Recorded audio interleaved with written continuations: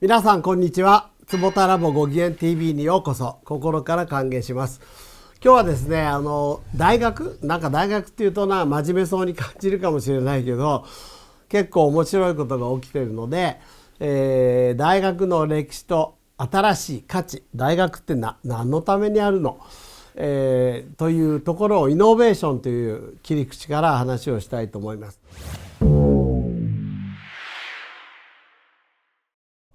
そうだ。それでね、これのきっかけになったのが、この間紹介しましたように、坪田ラボがクリックっていう、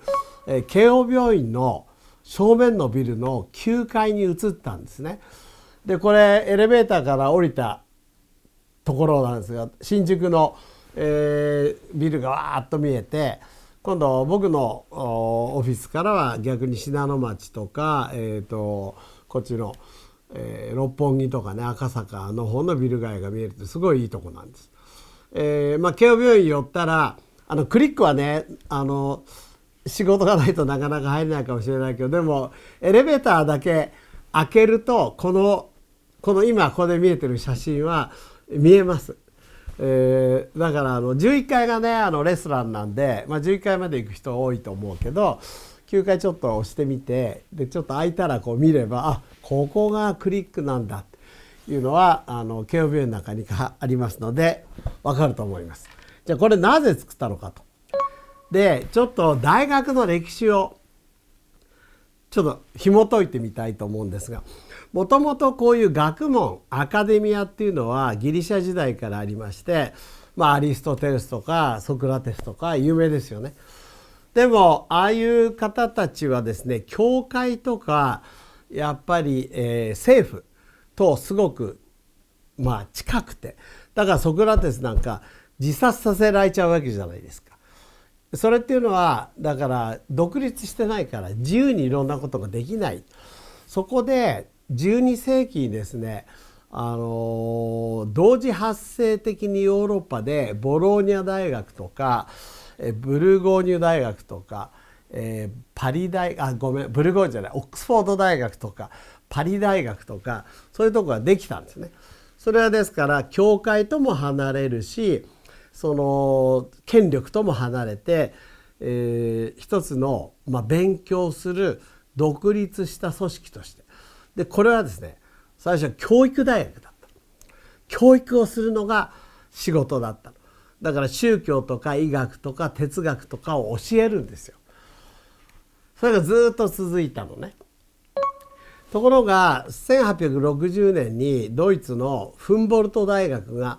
いや教育するだけじゃなくて研究もした方がいいんじゃないのっていうのを1860年ですよ。明治維新って1868年だから、それよりちょっと前にそれができました。ただ明治維新後1972年東京帝国大学ができた時にはまだそういう情報入ってきてないから、日本は大学のモデルは教育大学だから、世界中から教授とかを持ってきて、それで日本に教育させる。新しい医学はドイツから持ってきましたとかね、法律体系の一部はイギリスから持ってきましたとか、そうやって教育してた。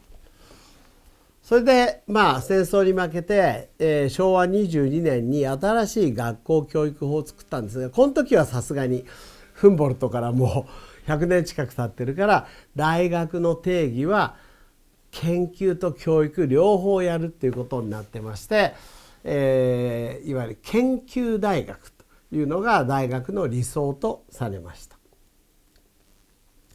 ところがその後ですね、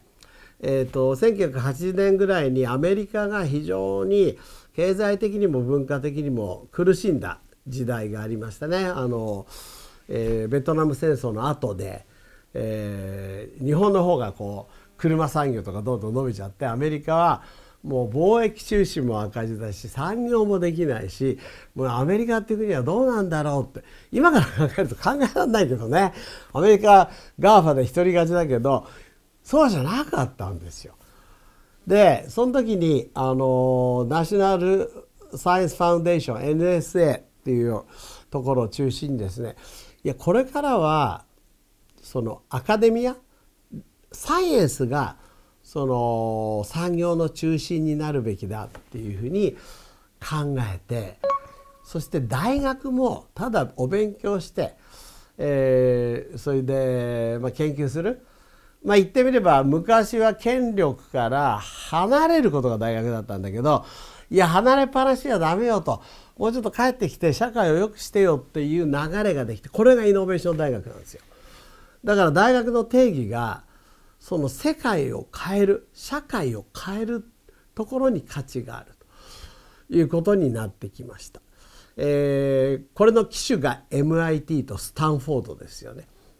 そこのサイエンスをどんどん企業化していく。実際 GAFA だってそうだし、今いろんなメッセンジャー RNA ワクチンだってそうだし、iRobot だってそうだし、そういう大学の地が、はっきり言ってアメリカの産業の 65% は大学の地から始まっていると言われています。で、今大学のランキングってありますけど、100社のうち、日本だと東大と京大が入ってますけど、ほとんどがイノベーション大学ですね。ですからイノベーション大学にならないと、研究大学のレベルでは世界の標準にならないんですよ。で、今の本当に医学部っていうのは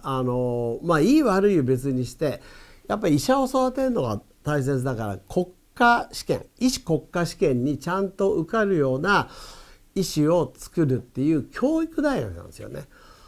で、旧帝大ね、北大、東北大、東大、明大、阪大、旧大、こういうところは研究もちろんやってる。それから慶応も研究やってる。それでも研究大学でまだイノベーション大学にシフトしているところってなかなか少ない。それでも東大も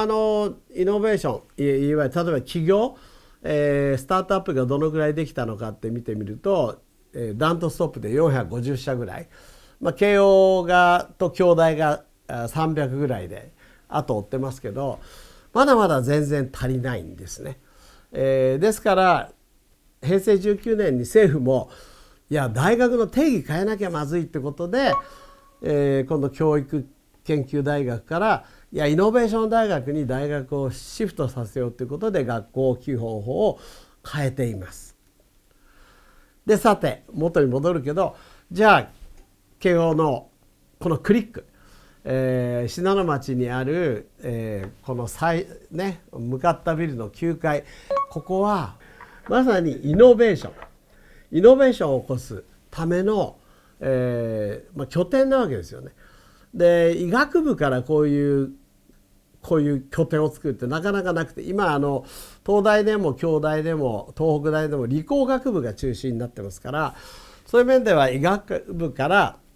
こういうものを作っていくっていうのはすごい新しい試みで、坪田ラボそれの、第1号会社としてこれに入りまして、ぜひ模範になってこの慶応大学が